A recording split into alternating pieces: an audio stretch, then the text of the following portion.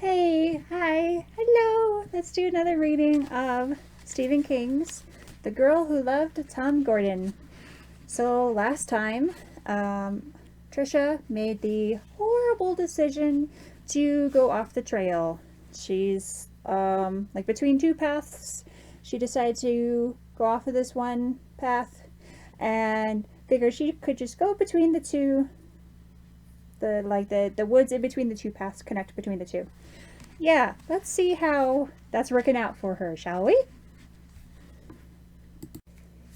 Okay, second inning.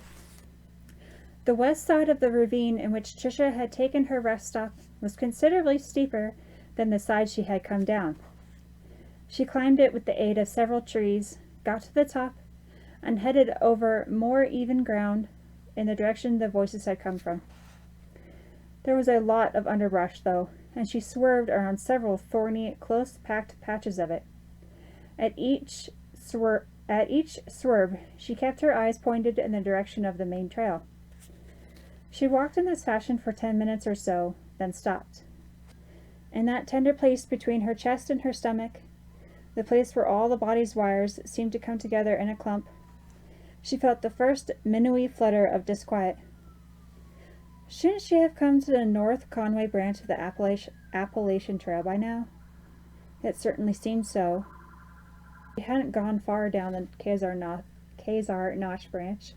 Probably not more than 50 paces. Surely no more than 60, 70 at the very most. And so the gap between the two diverging arms of the Y couldn't be very big, could it? She listened for voices on the main trail, but now the woods were silent. Well, that wasn't true. She could hear the sigh of the wind through the big, old West Country pines. She could hear the squawk of a jay and the far-off hammering of a woodpecker digging his mid-morning snack out of a hollow tree. She could hear a couple of freshly arrived mosquitoes. They were buzzing around both ears now. But no human voices. It was as if she were the only person in all these big woods, and although that was ridiculous, the minnow fluttered in that hollow place once more, a little more strongly this time. Trisha started walking forward again, faster now, wanting to get to the trail, wanting the relief of the trail. She came to a great fallen tree, too high to climb over, and decided to wriggle under it instead. She knew the smart thing would be to go around, but what if she lost her bearings?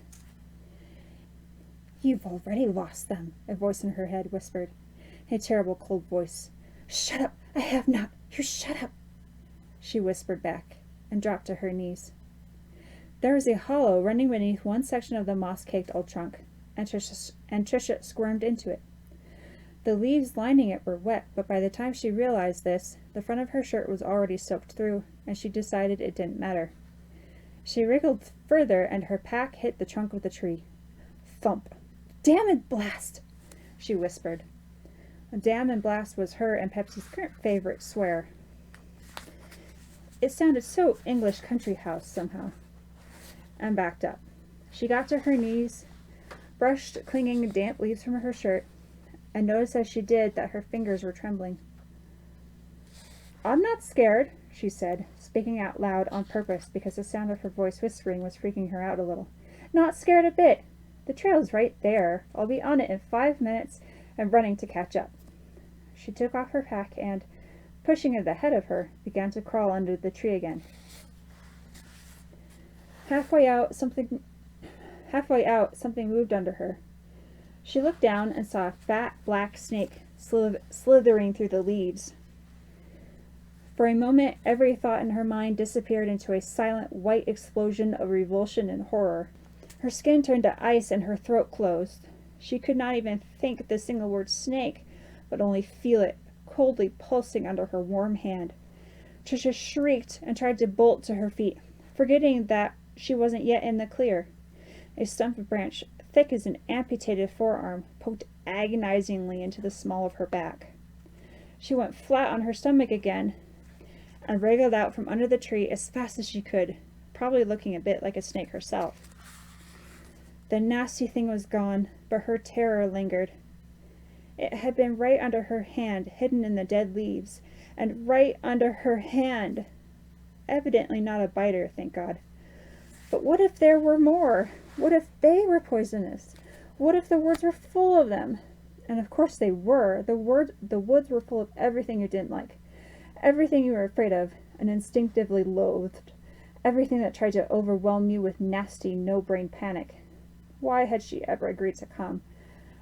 Not only agreed, but agreed cheerfully.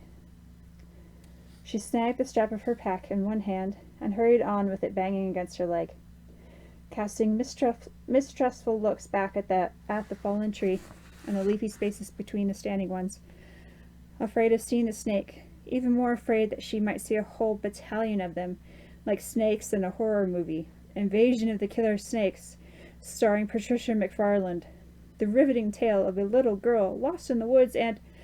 "I am not Tricia began, and then, because she was looking back over her shoulder, she tripped on a rock sticking out of the mulchy earth, staggered, waved the arm not holding her pack in a doomed effort to keep her balance, and then fell heavily on her side.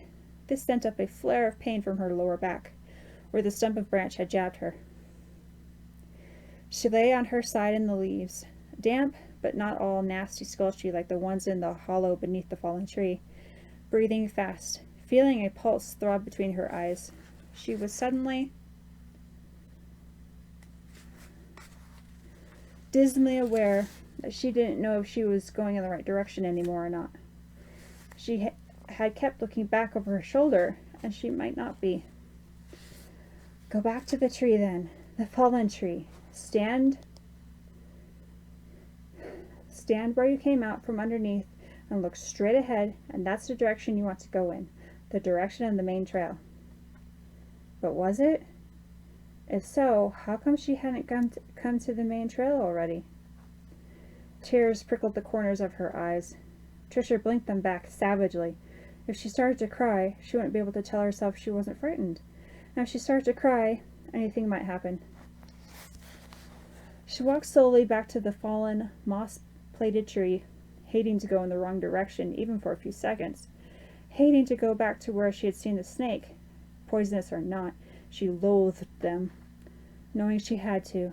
She spotted the divot in the leaves where she'd been when she saw, and, oh God, felt the snake.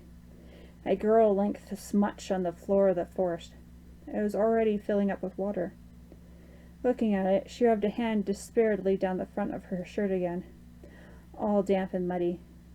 That her shirt should be damp and muddy from crawling under a tree was somehow the most alarming thing so far. It suggested that there had been a change of plan. And when the new plan included crawling through soggy hollows under fallen trees, the change was not for the better. Why had she left the path in the first place? Why had she left sight of the path? Just to pee? To pee when she didn't even need to that badly? If so, she must have been crazy. And then some further craziness had possessed her, making her think that she could walk through the uncharted woods, this was the phrase that occurred to her now, in safety. Well, she had learned something today. Indeed she had. She had learned to stay on the path. No matter what you had to do or how bad you had to do it, no matter how much yada yada yada you had to listen to, it was better to stay on the path. When you were on the path, your red sock shirt stayed clean and dry. On the path there was no disturbing little minnow swimming in the hollow place between your chest and your stomach. On the path you were safe. Safe. Tricia reached around to the small of her back and felt a ragged hole in her shirt. A stub of branch had punched through then. She had been hoping it hadn't, and when she brought her fingers back, there were little smears of blood on the tips. Tricia made a sighing, sobbing sound and wiped her fingers on her jeans. Relax. At least it wasn't a rusty nail, she said. Count your blessings. That was one of her mother's sayings. And it didn't help. Tricia had never felt less blessed in her life. She looked along the length of the tree, even scuffed one sneakered foot through the leaves, but there was no sign of the snake. Ugh. It probably hadn't been one of the biting kind anyway, but God, they were so horrible. All legless and slithery, flipping their nasty tongues in and out. She could hardly stand to think of it even now. How it had pulsed under her palm like a cold muscle. Why didn't I wear boots? Trisha thought, looking at her low-topped Reeboks. Why am I out here in a pair of damn sneakers? The answer, of course, was because sneakers were fine for the path, and the plan had been to stay on the path. Trisha closed her eyes for a moment. I'm okay, though, she said. All I have to do is keep my head and not go bazonka. I'll hear people over there in a minute or two anyway. This time her voice convinced her a little, and she felt better. She turned around, placed her feet on either side of the black divot where she had lain, and put her butt against the mossy trunk of the tree. There, straight ahead, the main trail. Had to be. Maybe I better wait here. Wait for voices. Make sure I'm going the right way. But she couldn't bear to wait. She wanted to be back on the path and putting those scary 10 minutes, or maybe now it's 15, behind her as soon as she could. So she slipped her pack over her shoulders again. There was no angry, distracted, but basically nice big brother to check the straps for her this time, and set off again. The Minges and no-see-ums had found her now, so many of them buzzing around her head that her vision seemed to dance with black specks. She waved at them but didn't slap. Slap at mosquitoes, but it's better just to wave at the little ones, her mom had told her. Perhaps on the same day she had taught Trisha how girls peed in the woods.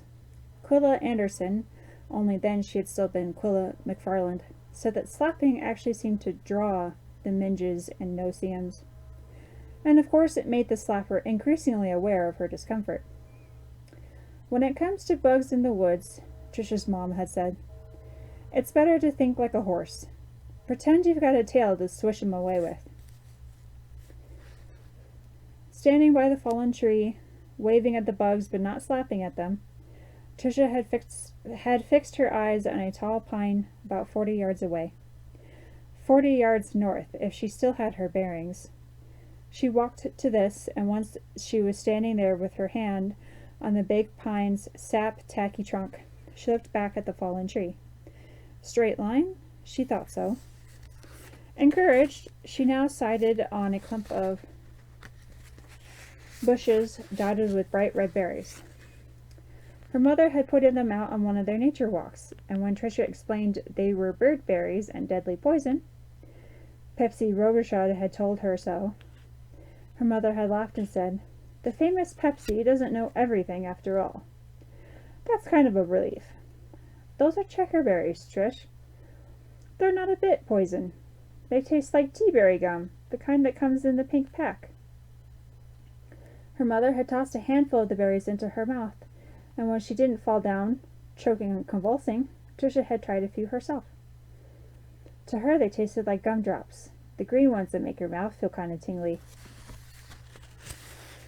She walked through the bushes, thought about picking a few berries just to cheer herself up, but didn't. She wasn't hungry, and had never felt less capable of cheering up. She inhaled the spicy smell of the waxy green leaves. Also good to eat, Quilla had said, although Trisha had never tried them. She wasn't a woodchuck, after all. Then looked back at the pine. She ascertained that she was still traveling in a straight line, and picked out a third landmark. This time a split rock that looked like a hat in an old black and white movie. Next came a cluster of birches, and from the birches she walked slowly to a luxuriant nestle of ferns halfway up a slope.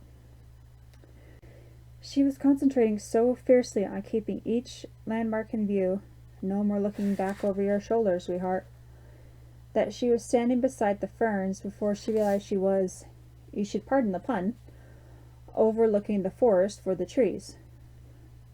Going landmark to landmark was all very well, and she thought that she had managed to keep on a straight line, but what if it was a straight line in the wrong direction?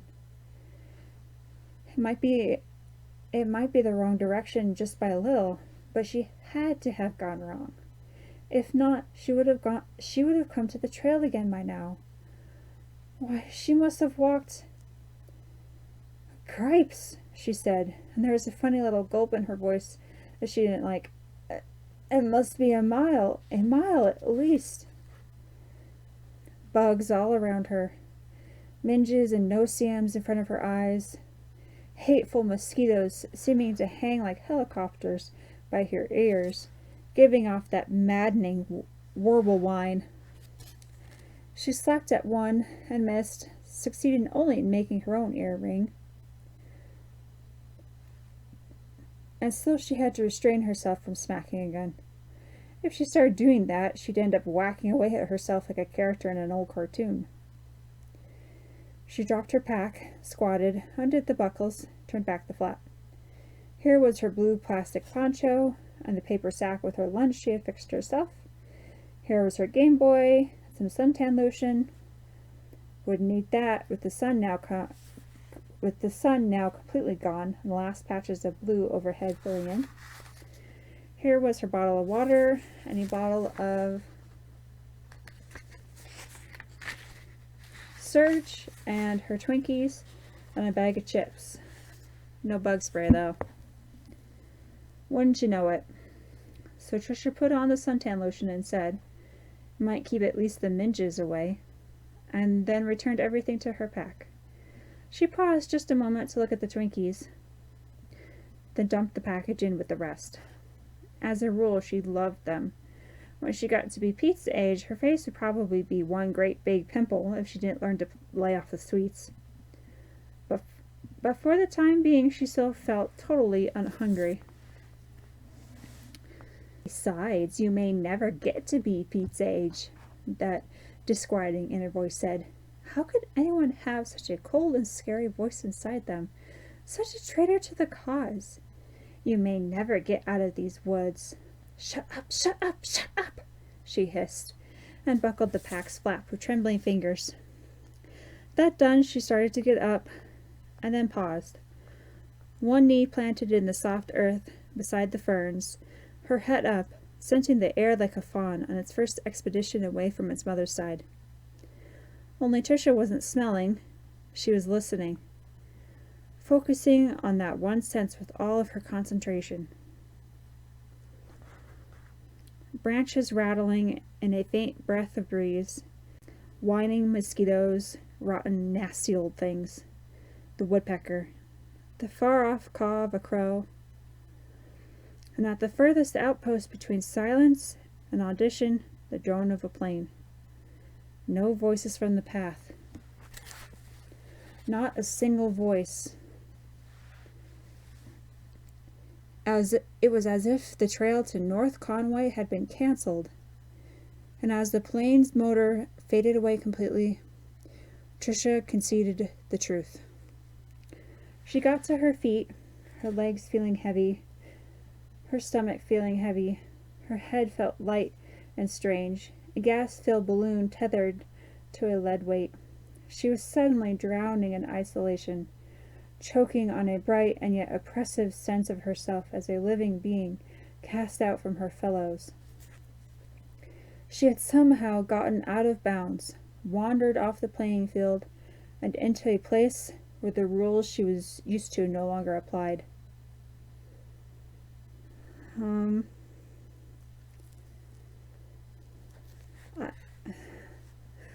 It says that she screams, but I'm not gonna actually scream because it's 11 o'clock at night and I don't need to freak out the rest of the house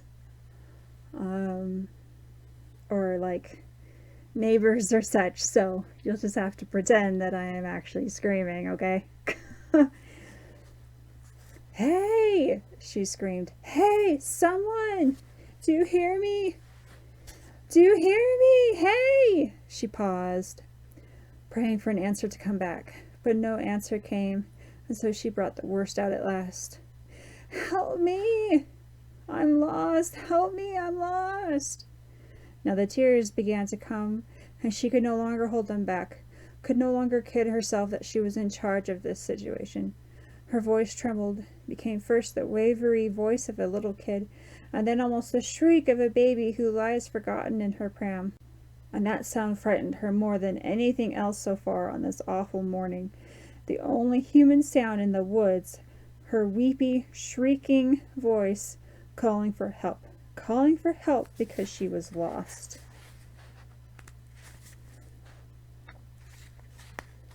Okay, that is the end of chapter 2. So, it is official. Poor Trisha is lost. She has admitted it to herself that she is lost. I don't know, she's so brave. I probably would have lost my shit. I would have lost my cool way more before than what she did. So, yeah. I'll continue in the next one. See you later. Love you. Bye. Mwah. Bye.